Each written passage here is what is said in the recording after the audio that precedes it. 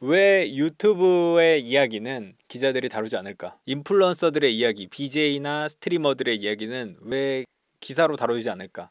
요즘은 그래도 좀 조금씩 다루고 있긴 한데 왜 본격적으로 다루지 않을까? 현재 있는 대다수의 언론사들이 이 기자 단이라든지 자기의 출입 영역, 줄여서 이제 출입처라고 하는데 출입처 문화가 있기 때문에 그 사각지대가 아닌가 하는 생각을 해보거든요. 또한 유튜브 플랫폼이라든지 뭐 트위치, 아프리카 플랫폼 같은 경우는 IT 부에서 보통 이제 다루기도 하지만 또 안에서 일어나는 사건 사고 같은 경우는 또 경찰 소관이기 때문에 사회부, 유튜브 자체를 하나의 문화 현상으로 본다면 또 문화부에서도 다룰 수 있는 영역이기 때문에 이렇게 다 중복되어 있는 네. 곳이 오히려 더 놓치기 쉬운 영역인 것 같습니다. 제가 생각하는 미래에는 곧 어쩌면 몇 년 안에 이 인플루언서들이 연예면에서 다뤄질 시대가 온다. 그 연예인이 사고를 치면 연예부가 다루잖아요. 맞습니다.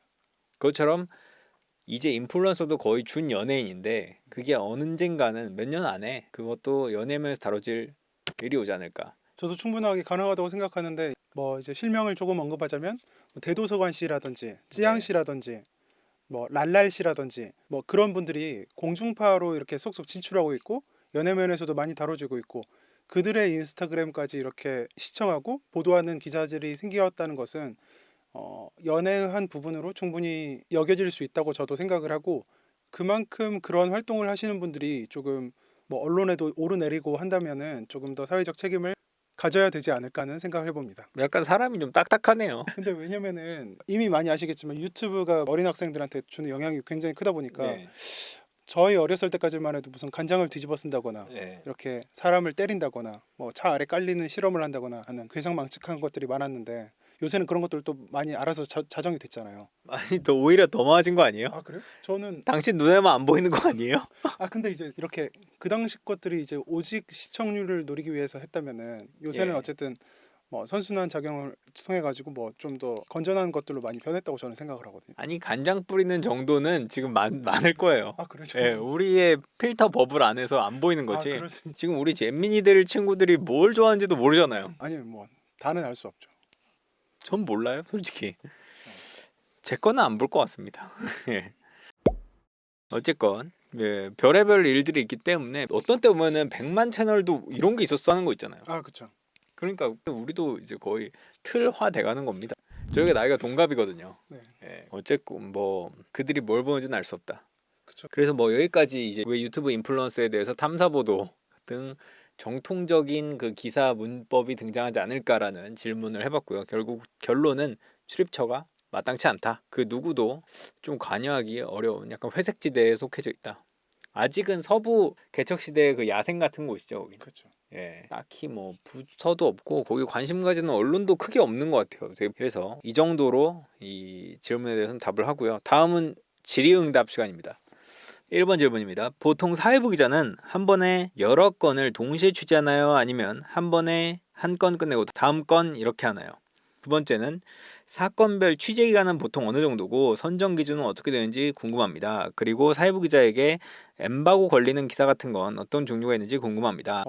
자신이 가지고 있는 출입처에 있는 기사 같은 경우는 계속 팔로잉을 하는 족보 같은 것을 개인적으로 만듭니다. 네. 예를 들어서 뭐 문학의 블랙리스트 같은 기자가 예. 있다면 처음에 어떻게 사건이 발단이 됐고 어떻게 수사가 되고 있고 그 다음에는 기소가 되면 어떤 식으로 재판이 흘러갔는지 이런 것들을 쭉 재판을 사건을 이렇게 따라가려고 노력을 하는데 뭐 제보라든지 아니면은 취재를 통해 가지고 특정 새로운 사건들을 발굴해내기도 하는데 그렇게 하기 위해서는 조금 뭐 발빠르게 움직이거나 이렇게 많은 사람들을 알면서 이야기를 듣는 편인 것 같습니다.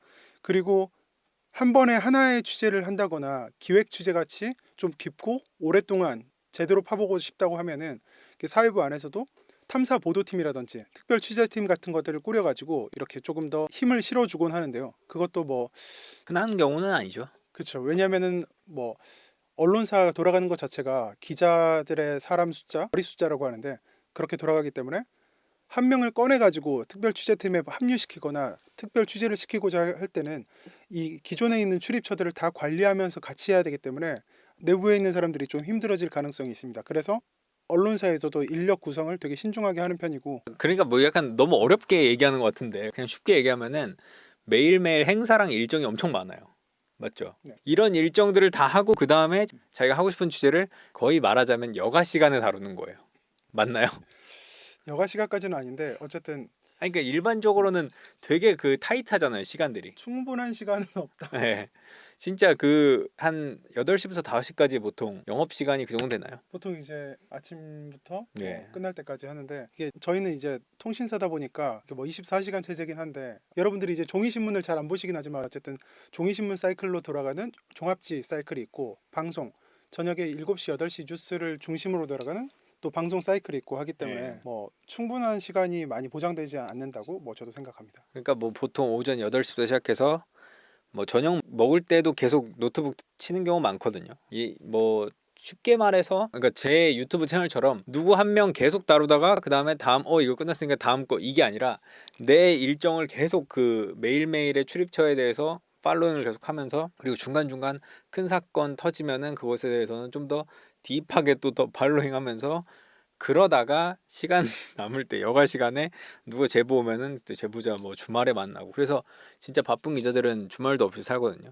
뭐 물론 기레기들입니다만 그러니까 일반적인 그런 유튜브에 나와 있는 그러니까 제 채널을 보고 기자를 상상하면 안 되고 그래서 뭐 하나를 그렇게 오래 뭐 잡고 있고 이러기가 상당히 쉽지는 않다. 그래서 일간지가 물론 영향력도 좋고 제보를 받기 좋은 것도 맞지만 반대로 자기 취재 시간이 너무 부족하기 때문에 주간지에 비해서는 솔직히 거기서 막 단독 쓰고 이런 분들 보면은 좀 대단하기도 해요.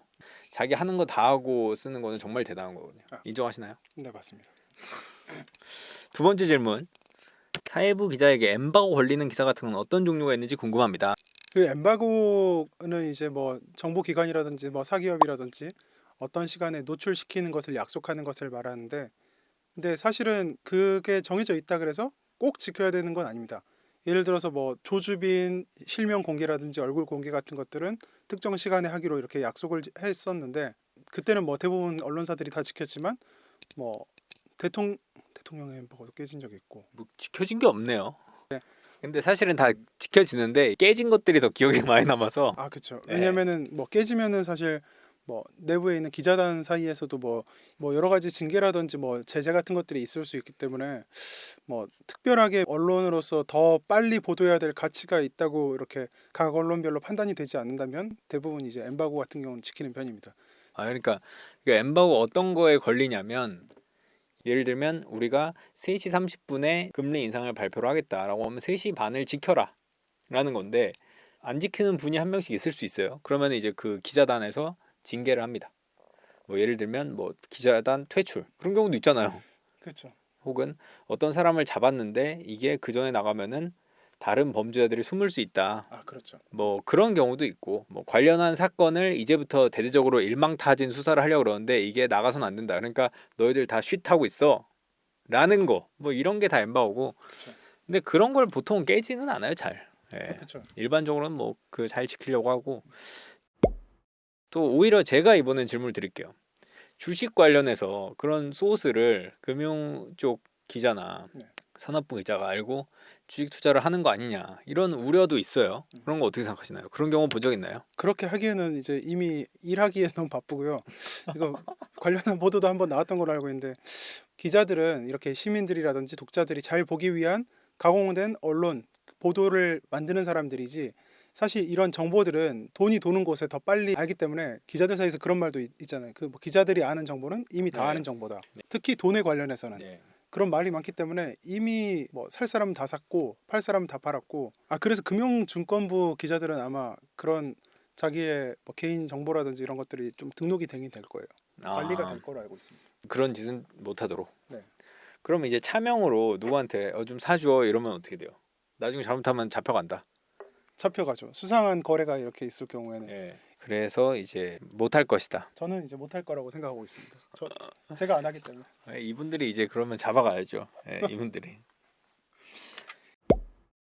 그리고 이제 사회부 기자로서 가장 엽기적인 사건 혹은 기억에 남는 사건이 있었다면 제가 뭐 있을 때 뭐 취재했던 건 N번방 사건인데 예. 그 뭐 이제 낮에는 기사 쓰고 밤에는 뭐 N번방이라든지 디스코드까지 예. 이렇게 다 쫓아다니면서 이렇게 좀 봤던 게 충격적이었고 중국어 방이 있고 일본어 방이 있거든요.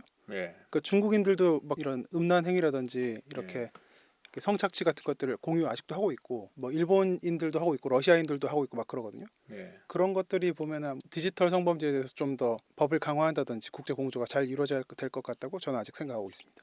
그래서 이제 꼽는 것은 그 사건을 꼽는다. 네. 승리 사건 이런 건 어떤가요? 버닝썬 사건도 조금 취재를 했었는데 뭐 현재는 뭐 군 검찰로 넘어가 있으니까 예.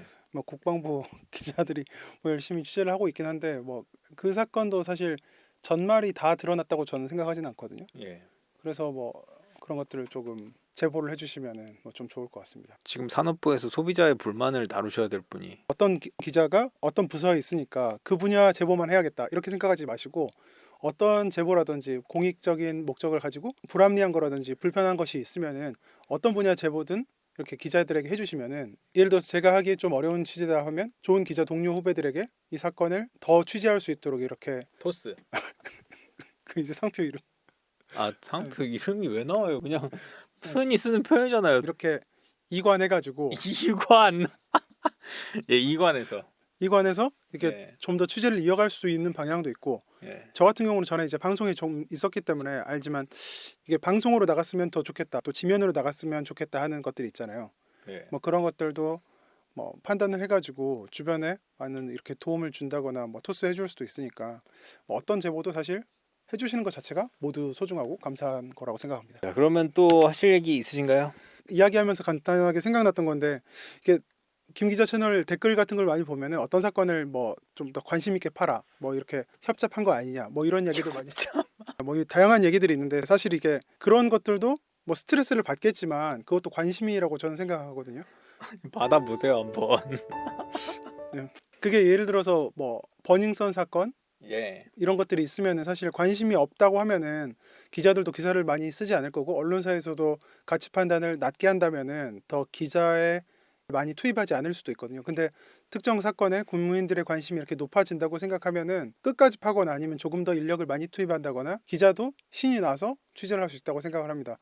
그렇기 때문에 이제 관심 표명을 많이 해주시고 뭐 물론 이제 응원이 됐든 비판 댓글이 됐든 모든 게 좋긴 하지만 사실 어떤 취재를 잘하고 있는 기자한테 뭐 잘하고 있다 이렇게 응원의 메일이라든지 댓글 같은 거 달아주는 게 저는 엄청 오랫동안 기억에 남더라고요.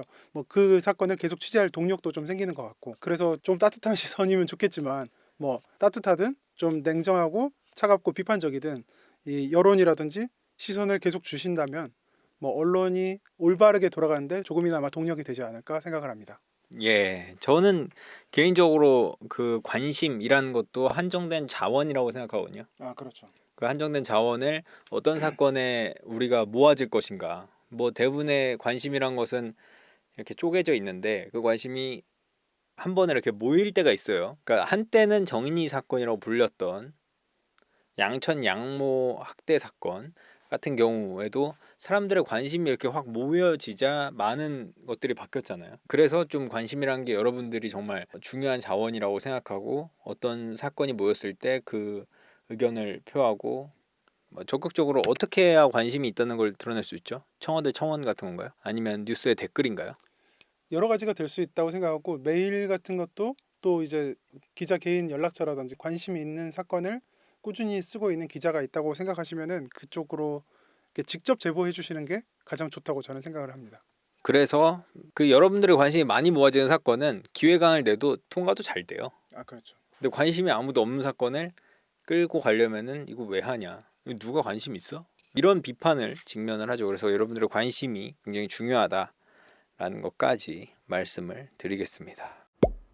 예전에 홍콩의 그 홍콩 시위를 취재를 갔다 오셨는데 그 결과는 어떻게 되셨나요?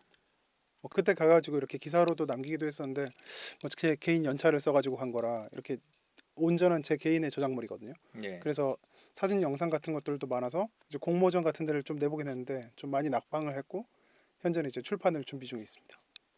다큐멘터리를 만들 생각 있나요? 아니 뭐 기회가 되면은 하려고 하는데 쓰고 있나요? 글을? 너무 늦은 거 아닌가요? 근데?